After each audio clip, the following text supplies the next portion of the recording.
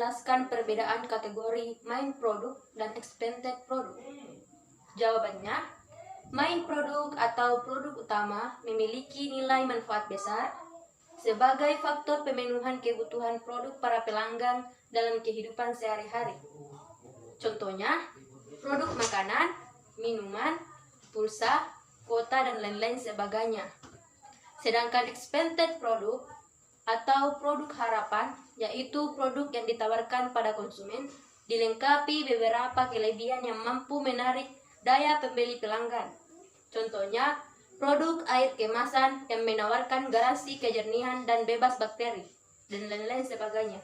Soal kedua, tuliskan minimal 5 contoh produk dalam bidang IT yang termasuk kategori augmented product dan jelaskan alasannya. Jawabannya yaitu laptop, handphone, dasi, topi, jam tangan, dan cincin, karena sebagai produk pelengkap yang menyertakan atribut tambahan. Soal ketiga, ketika mulai menjalankan proses produksi, ada 3 jenis kemanfaatan yang dapat ditemukan dalam proses tersebut. Tuliskan ketiga manfaat tersebut disertai penjelasannya. Yang pertama, from utility, keunggulan dalam sisi bentuk, yaitu proses produksi yang melibatkan proses perubahan bentuk yang memberikan manfaat atau keunggulan bagi produsen sendiri atau masyarakat lainnya. Kedua, place utility, keunggulan proses produksi ini dilihat dari tempat atau lokasi asal dan area penjualan. Proses produksi memungkinkan terjadinya perpindahan tempat atau lokasi dari suatu tempat ke tempat lain yang berpotensi menghasilkan keuntungan.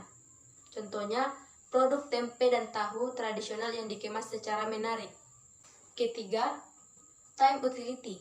Time utility adalah keunggulan proses produksi jika dilihat dari sisi ketetapan waktu, baik saat proses produksi maupun saat penjualan. Contohnya, peluang usaha penjualan seragam sekolah yang lebih besar saat dilakukan pada tahun baru dimulai. Soal keempat, tuliskan perbedaan produk dalam bentuk barang dan jasa dibuat dalam bentuk tabel. Nomor 1, perbedaan bentuk. Barang terlihat secara fisik, jasa tidak memiliki bentuk secara fisik. Perbedaan kedua, perlakuan produk. Barang dapat dilihat, diraba, disentuh, disimpan, dimiliki, di perlakuan fisik lainnya. Jasa tidak dapat diberlakukan secara fisik oleh pelanggan. Ketiga, perbedaan harga. Barang memiliki acuan dan pedoman baik berdasarkan pangsa pasar maupun kualitas produk. Jasa tidak memiliki acuan. Keempat, perbedaan kepemilikan. Barang terjadi proses perpindahan hak kepemilikan dari penjual kembali. Jasa tidak ada. Kelima, perbedaan evaluasi. Barang mudah dilakukan baik melalui metode penelitian terukur terhadap produk maupun melakukan metode perbandingan dengan produk lain sejenis. Jasa sulit dilakukan. Keenam, perbedaan garansi. Barang dapat ditukar, dikembalikan jika rusak atau tidak sesuai spesifikasi. Jasa tidak dapat ditukar apabila sesuai perjanjian atau komitmen. Perbedaan ketujuh, yaitu penyimpanan. Di barang, barang dapat disimpan. Di jasa, tidak bisa disimpan.